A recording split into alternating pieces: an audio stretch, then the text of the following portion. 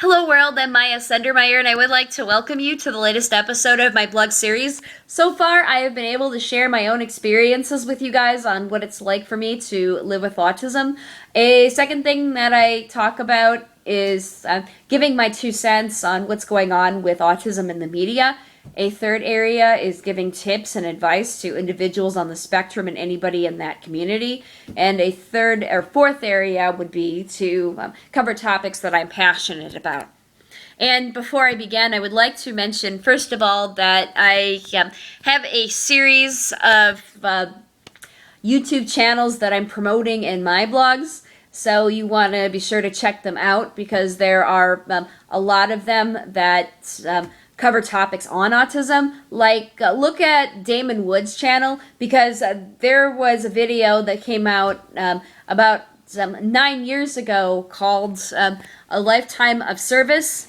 And that was created by Damon Wood, and I did an interview with him back in 2007 for a Great Big Ball that I was a part of when people started to notice that I was more of the leader type in the autism community. So, in this video blog, what I would like to do with you guys is talk to you about what it's been like for me to live on the autism spectrum and deal with things like barriers. And I wanted to tell you guys a little story about that. So, when I had moved down here to Atlanta in 2003, my aunt knew of a church that I could possibly get involved with, and they had a singles group for people my age. So I got involved in that group, and I had attempted to make friends there. And I had also been helping this really nice lady in the soup kitchen downstairs, and they would have dinner every Wednesday night. So that's how I got to get to know her, and I would do things like set up or tear down. And I found out one day that she was going to be holding a Christmas dinner for the senior citizens at that congregation. And it turned out that they needed some servers there. And my dream job would have been to work as a waitress, possibly making tips versus doing the hourly wages. That was my mind back when I was 21 years old, by the way. And I didn't have any experience. So I went up to ask her if she needed any more servers, and I was really interested.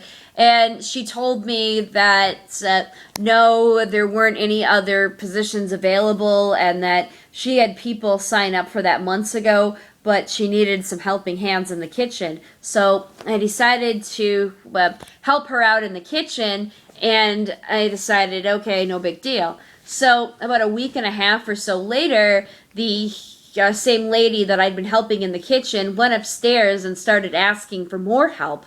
And it turned out that there were an umpteen number of people from the singles group that went that night, and it turned out that she had lied to me, and she had let the other individuals in the group that did not have autism work as servers. And I felt like I was the only person stuck in the kitchen with another 14-year-old girl.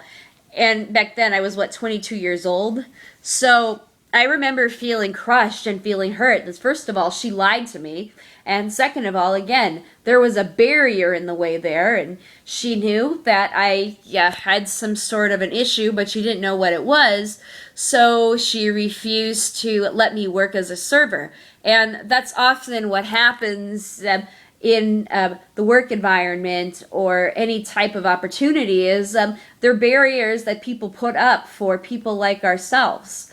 And we're not allowed to learn any new opportunities, and we're not allowed to grow, and we're just allowed to stand behind these barriers, and it's okay for them to lie to us, and it's okay for them to make excuses like that, but they turn around and go and pick everybody else and their brother that doesn't have autism.